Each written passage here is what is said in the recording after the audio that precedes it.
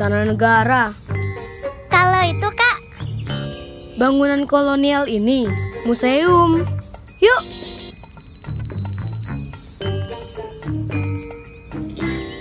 Vredeburg. Vredeburg. Kalau ke Jogja, wajib kita ke Museum Benteng Vredeburg agar kita tahu banyak tentang sejarah negara Indonesia. Dulu, aku langsung jatuh cinta dengan museum ini. Wah, keren banget Kak Bayu. Aku kenalin sama Pak Pandu. Halo Pak Pandu, apa kabar? Aku Bayu, cucu nenek dari Jakarta yang sering kesini beberapa tahun yang lalu, Pak. Yang Pak Pandu ajak berkeliling museum itu loh. Oh ya, kamu yang ingin pakai sorjan sama belangkon itu ya? Hehe, masih inget aja Pak Pandu tuh. Sudah gede kamu, Nak. Kabar saya baik. Lah, lalu ini siapa? Nenek? Nenek kok jadi muda? Ini Sekar, sepupu dari Kalimantan. Kita bersepeda menikmati Jogja Selasa Wage. Tadi Sekar penasaran dengan bangunan ini Pak Pandu. Oh, harus itu.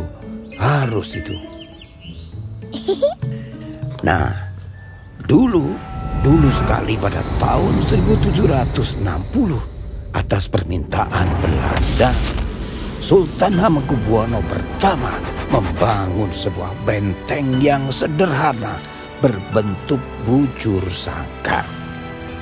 Kemudian penyempurnaan bangunan menjadi beton melalui 2 tahap, yaitu pada tahun 1765 dan pada tahun 1767. Proses pembangunan pada saat itu sangat lambat, sehingga setelah 20 tahun bangunan benteng itu baru selesai. Setelah selesai, bangunan benteng diberi nama Rustenburg, yang berarti benteng peristirahatan. Tahun 1811 benteng dikuasai oleh Inggris di bawah pimpinan Letnan Gubernur Thomas Stanford Raffles. Namun, dalam waktu yang sangat singkat, tepatnya selama 5 tahun, Belanda dapat mengambil alih kembali. Pada tahun 1867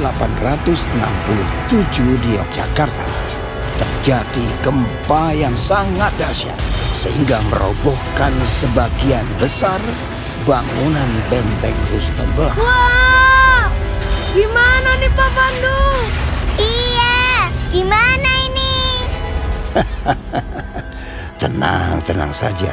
Setelah itu bangunan benteng Rustenburg diperbaiki dan berganti nama menjadi Benteng Vredeburg, yang berarti benteng perdamaian. Nah, nama ini diambil dari hubungan antara Kesultanan Yogyakarta dengan pihak Belanda yang tidak saling menyerang pada waktu itu. Kemudian, setelah Belanda menyerah kepada Jepang pada tahun 1942, benteng dijadikan markas dan tempat penahanan oleh Jepang. Maksudnya penjara ya Pak Pandu? Ya, betul Nak. Wah. Nah, pada masa kemerdekaan, penanganan benteng Vredeburg diserahkan kepada instansi militer Indonesia. Pada masa agresi militer kedua, Belanda dapat mengambil alih kembali. Selanjutnya, benteng Vredeburg digunakan sebagai markas Belanda. Pada tanggal 1 Maret 1949 yang dikenal sebagai serangan umum 1 Maret, benteng Vredeburg direbut kembali oleh pejuang kemerdekaan, dan tak lama kemudian benteng dijadikan markas satuan tempur yang disebut Batalion 403. Kemudian pada tahun 1992, Benteng Frederberg resmi dijadikan museum seperti saat ini. Wah, panjang ya ceritanya Pak Pandu. Itu lukisan Hamengkubuwono ya? Oh ya, betul. Itu Sri Sultan Hamengkubuwono ke-9 dan Dr. Daud Yusuf.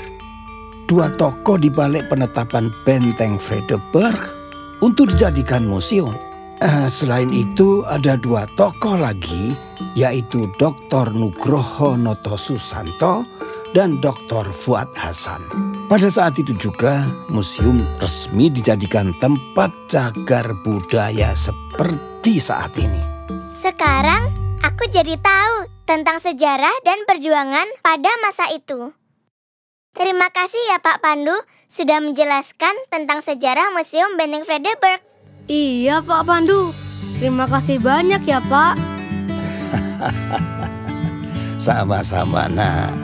Kalian sebagai generasi penerus harus banyak belajar tentang sejarah ya. Siap Pak Pandu. Hahaha.